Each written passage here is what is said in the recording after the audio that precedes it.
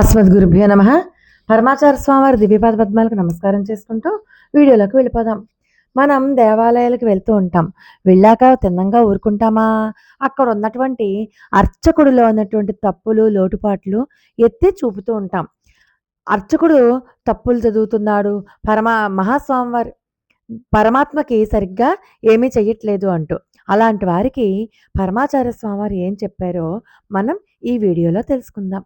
ఒకసారి కంచి పరమాచార్య స్వామివారు సికింద్రాబాద్లో మకాం చేశారు. దగ్గరలోని ఆలయానికి వెళ్ళి వస్తూ ఉంటే ఓ వ్యక్తి మహాస్వామివారి దగ్గరికి వచ్చి తాను తపాలా బట్వాడా ఉద్యోగిని అని పరిచయం చేసుకున్నాడు. స్వామి, ఈ గుడిలో పూజారికి సంస్కృతం రాదు, మంత్రాలు చదువుతాడు, కానీ వాటికి అర్థం తెలీదు. అతను పూజారిగా ఉండి కూడా దండగే అంటూ ఫిర్యాదు చేశాడు. పరమాచార్య స్వామివారు నవ్వి, అది సరే, కానీ ఉత్తరాల్లో పిన్ కోడ్ అంటారు కదా, ఇంతకీ పిన్ అంటే ఏంటయ్యా అని అడిగారు మహాస్వామివారు. అదొక సంఖ్య స్వామి, ప్రాంతాన్ని తెలియచేస్తుంది, ఉత్తరాల విభజనకు బట్వాడాకు ఉపయోగపడుతుంది అంటూ ఆ పోస్ట్ మ్యాన్ చెప్పాడు. ఇంతకీ పిన్ అంటే నిర్వచనం ఏంటి అని మళ్ళీ అడిగారు మహాస్వామివారు.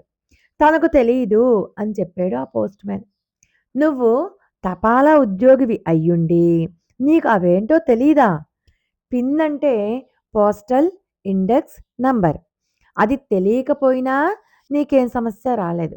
ఉత్తరాల బట్వాడా సక్రమంగానే చేస్తూ ఉన్నావు. అలాగే అర్చకుడికి సంస్కృత మంత్రాలకు అంతగా అర్థం తెలియకున్నా సమస్య ఎదురవలేదు. వేళకు బాధ్యతలు నిర్వహిస్తూనే ఉన్నాడు. పూజారికి మంత్రాల అర్థం తెలియకుంటేనేం, దైవానికి తెలుసు కదా. పూజాది కార్యక్రమాలు సక్రమంగా పూర్తి చేస్తాడు కనుక దేవుడు వాటిని స్వీకరిస్తాడు. ఆ తప్పొప్పుల సంగతి పరమాత్మే చూసుకుంటాడు, నీకెందుకు? భగవంతుడు భావప్రియుడే కానీ భాషాప్రియుడు కాదు. ఒకరి దోషాలను వెతికే కంటే భగవంతుడిపై దృష్టి నిలపడం మంచిది అంటూ హితవు పలికారు మహాస్వామివారు. ఆ ఉద్యోగి తన తప్పును తెలుసుకొని క్షమించమని చెప్పి వేడుకున్నాడు పరమాచార్య స్వామివారిని. అందుకనే మనం దేవాలయాలకు వెళ్ళినప్పుడు మన దృష్టి అంతా పరమాత్మ దివ్య పాదాల మీద పెట్టాలి. మనలో ఉన్నటువంటి భావాన్ని పరమాత్మకి ఆర్తితో వెల్లడి చేసుకోవాలి, అంతేగాని పూజారిలో ఉన్నటువంటి దోషాలను మనం ఎంచకూడదు. అపార కరుణా సింధుం జ్ఞానదం శాంతరూపిణం శ్రీ చంద్రశేఖర గురుం ప్రణమామి ముదాన్వహం. లోకా సమస్త సుఖనో భవంతు. మరి ఒక అద్భుతమైన వీడియోతో మళ్ళీ కలుసుకుందాం. అంతవరకు నమస్కారం.